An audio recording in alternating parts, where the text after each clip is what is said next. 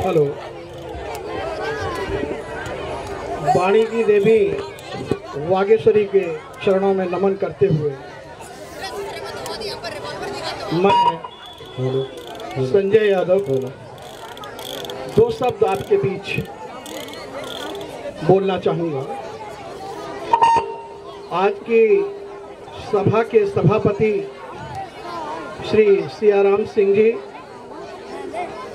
उप सभापति श्री केदार सिंह जी, कोचिंग प्रमुख श्री चंद्र प्रकाश साक्य जी, उप कोचिंग प्रमुख श्री संतोष कुमार जी, संयोजक एवं मंच संचालक श्री रामजी लाल कश्यप, विवेक जी, अमर सिंह जी, सुनील कुमार जी, शिवाजी जी, शिव कुमार जी और मंच पर उपस्थित हमारे म्यूजिक टीम के समस्त कलाकार, हमारे बीच बैठे हमारे बुजुर्ग, हमारी माताएं, हमारी बहनें, हमारे भाई, चाचा, दादा, दादी और प्यारे बच्चों,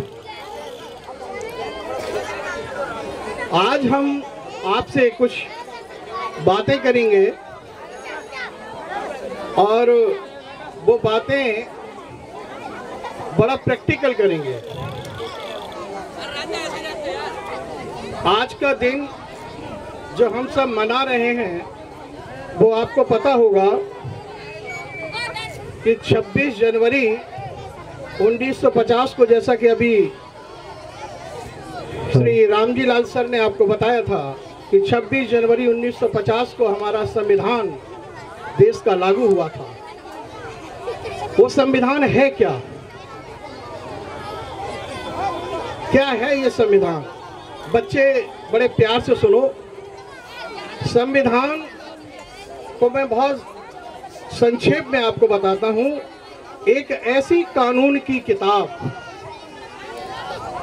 जिसका हम सब भारतीय अनुसरण करते हैं, उस किताब से हम सब बंधे हुए हैं। ऐसी कानून की किताब वो है संविधान। जैसा कि बताया कि इसमें इतने अनुच्छेद हैं, इतनी सूचियां हैं, इतने दिन में लिखा गया, ये सब आप जानते हैं। और यही संविधान के बलबूते पर आज हमारी आधी आबादी को पढ़ने का अधिकार मिला है। आज से 2 दशक पूर्व हमारी बेटियां, हमारी माताएं, हमारी बहनें स्कूल नहीं जाती थी। आज इसी संविधान के बदौलत 6 वर्ष से लेकर 14 वर्ष तक के बच्चों को इसी संविधान में लिखा गया था कि निःशुल्क और अनिवार्य शिक्षा दी जाएगी। उसी निःशुल्क और अनिवार्य शिक्षा के नाम पर आपको ज्ञात होगा कि आपके गांव में प्राइमरी, जूनियर स्कूल खुले हुए हैं और उनमें बच्चे निःशुल्क शिक्षा पा रहे हैं। शिक्षा एक ऐसी हथियार है, ऐसा हथियार है जिसका प्रयोग हम बंदूक, तलवार, गोले, हथगोले, उनसे ज्यादा धारदार हथियार आपका है शिक्षा, पढ़ाई का अधिकार।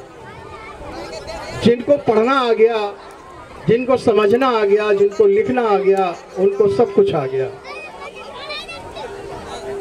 2 व्यक्तियों के बीच में लोग झगड़ा करवा देते हैं। क्यों? क्योंकि उन्हें वो चीज का ज्ञान नहीं, वो चीज की समझ नहीं। अगर उन्होंने पढ़ाई की होती तो उस चीज को समझते, सोचते और उसके बाद तब उस पर जाके निर्णय लेते। पढ़ा लिखा व्यक्ति कमजोर क्यों होता है? वो हथियार क्यों नहीं उठाता? कि उसको पता होता है कि अगर हमने इनकी टांग तोड़ दी तो इस टांग तोड़ने के एवज में हम पर ये धारा लगेगी। अगर हमने इनका सिर फोड़ दिया तो सिर फोड़ने के एवज में हम पर ये धारा लगेगी। अगर हमने इनका मर्डर कर दिया तो मर्डर करने में हमारा पूरा परिवार बर्बाद हो जाएगा और हम पर यह धारा लगेगी, इतने सालों तक आजीवन कारावास हो सकता है, हमारी सजाए मौत हो सकती है, फांसी का फंदा हमारे गले में हो सकता है। ये सारी चीजें पढ़ा लिखा व्यक्ति एक उत्पाद करने से पहले सोचता है, और एक अनपढ़ व्यक्ति चूंकि उसको पता ही नहीं होता है कि जो हम कृत्य करने जा रहे हैं उसकी सजा क्या है, उसका परिणाम क्या है, और वो कर बैठता है। आए दिन हमारी बेटियों पर जो अपराध हो रहे हैं उसका कारण यही है कि हमारे बच्चों को ये नहीं मालूम कि ये पास्को एक्ट है क्या। पास्को एक्ट लग गया तो हमारी जिंदगी खराब हो जाएगी, हम आजीवन जेल में सड़ सकते हैं। एक कवि कहता है,